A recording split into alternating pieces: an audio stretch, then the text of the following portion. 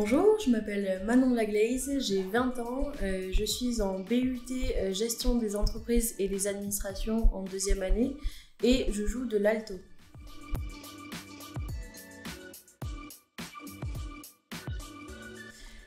Je pratique la musique depuis que j'ai 7 ans et je joue de notre instrument, du basson. J'ai toujours fait mes études musicales au Conservatoire de Tarbes.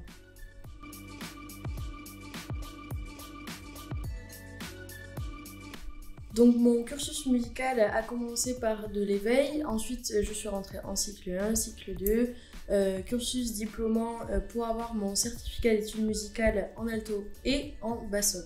Et maintenant je suis en cursus long donc pour avoir le diplôme d'études musicales en alto.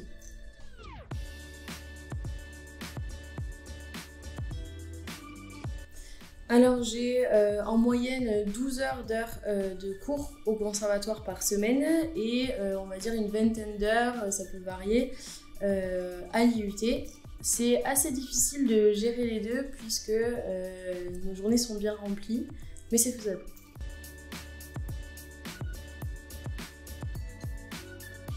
Je veux faire de la musique mon métier, j'aimerais beaucoup travailler dans l'enseignement, donc être professeur d'alto dans un conservatoire. L'an prochain, après mon DUT, puisque je vais m'arrêter en 2 ans, je vais faire une licence musicologie accompagnée d'un conservatoire donc dans la ville de Paris.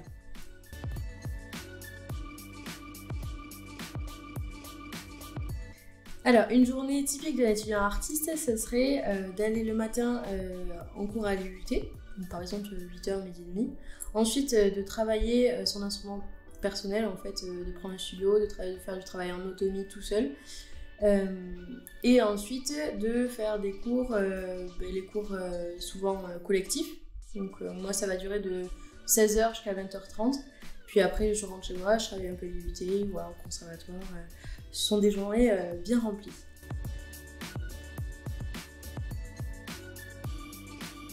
Oui, j'ai des concours et des examens à passer. Là, en fin d'année, j'ai un examen le 13 mai que je passe à Bayonne. Ensuite, il y en a d'autres avec de la musique de chambre, enfin avec les ensembles. Et pour mon parcours, puisque je veux rentrer dans un conservatoire l'an prochain, il faut que je passe des concours. Et comme je veux rentrer dans une fac aussi, qui est la Sorbonne, je dois aussi passer des tests d'entrée.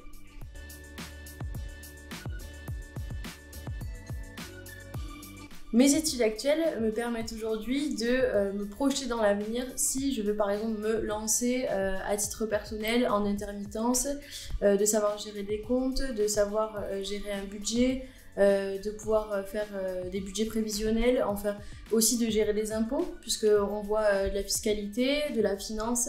Enfin, c'est de toute manière une formation très généraliste qui me permettra dans l'avenir de savoir gérer des comptes et une entreprise, mais une entreprise plus petite puisque ce sera que pour moi.